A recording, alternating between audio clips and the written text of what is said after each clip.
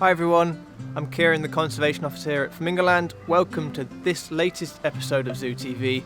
We're going to take a look inside our most biosecure facility. Let's have a look.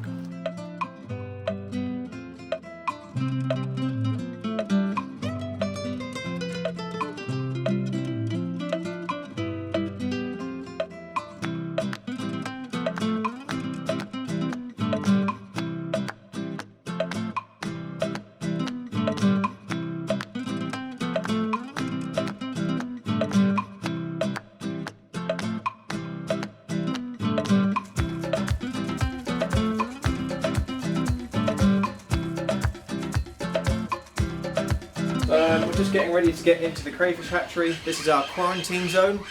That's where it's safe that we can walk in and get into our protective equipment. And that's all just to protect the crayfish from anything that we might carry on us. There's a risk to crayfish, which is crayfish plague, and you can carry it on your boots and on your equipment from mud. And so we get all dressed up in this sort of stuff so that we've not got anything that we're carrying in with us as we go see them. And then it just protects them, or adds a layer of protection that will help them and reduce the chances of anything going badly. It's really sterile in there. It's air conditioned and kept contained, and kept at a very nice 18 degrees max because they need quite cool temperatures. And everything's very clean and sterile. As you can see, it almost looks like a hospital room, and that's all to keep them at the best safety protocols that we can do. And if you want to go see, we can go through now. I'm all ready.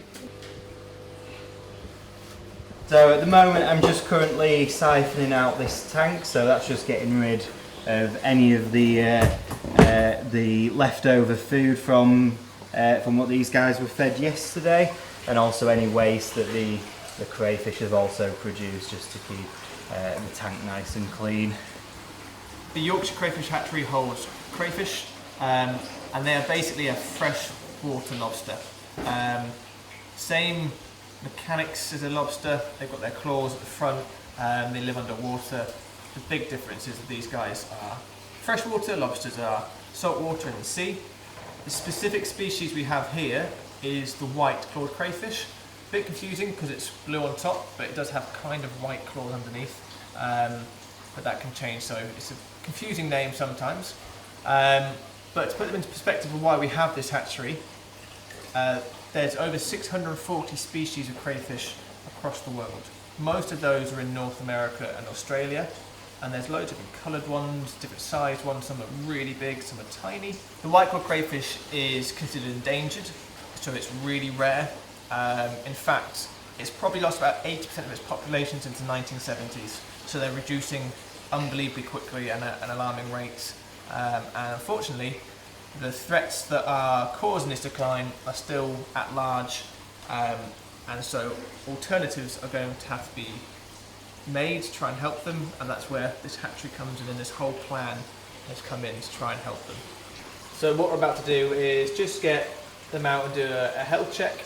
They're nocturnal, so they sleep during the day, and they only come out to get food. So the fact that they're sleeping is a good sign that Ryan's doing his job right and they're all well fed.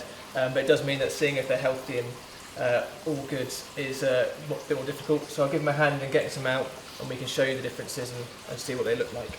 So I'll just get one out now.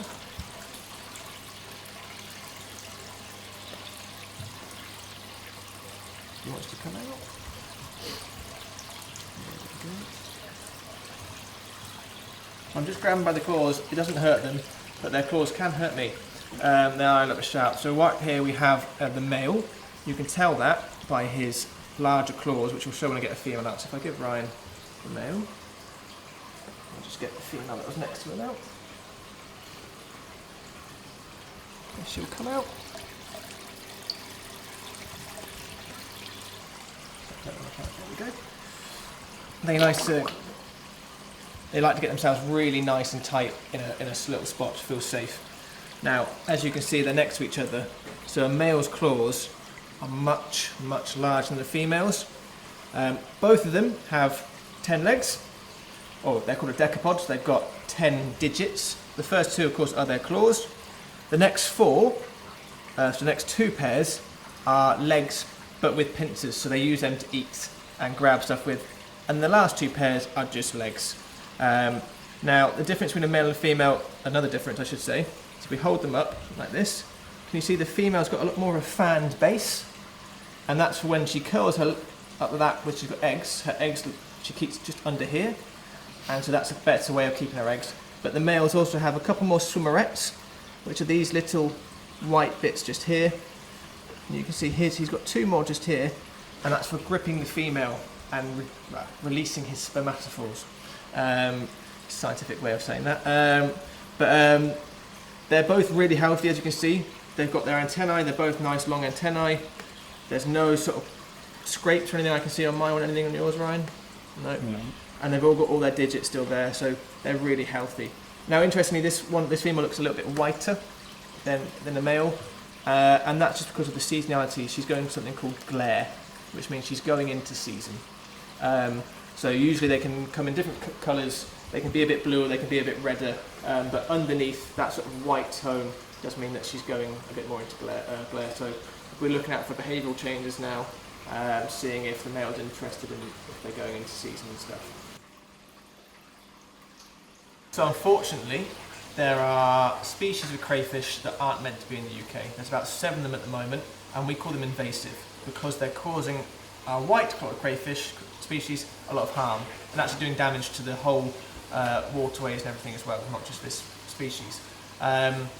But these invasive species were either introduced via crustacean farms in the 1970s or escaped pets, and not only can they be bigger and outcompete our native species, which means they don't get enough food or they get kicked out of their homes, or they get eaten by bigger crayfish, because crayfish can be cannibalistic, they'll eat anything. Or, for some species, they carry something called crayfish plague. So this facility is a project that's been going on for 2 years. It's been a labour of love for not just myself. We are part of an organisation or a partnership called the North Yorkshire Crayfish Forum. Within that you have amazing charities like the Yorkshire Wildlife Trust, the Angling Trust. There's really important governmental organisations like the Environmental Agency. There's Yorkshire Water, who's a big player. And all of these amazing sort of bodies of people that care have come together to form this forum with the idea of helping crayfish, or the white-collared crayfish, in North Yorkshire. The aim is to bring in wild female white-collared crayfish that have eggs. They release their eggs or their young into these tanks. We then release the females back into where they came from, and we raise those young up to a point where they're safe to be released. Now, it's been an incredible sort of year of getting to this point. It's one of our first big biosecure units, and we're hoping that this will build public love and understanding of crayfish, because there's a lot of stuff that people can do to help white-collared crayfish as well.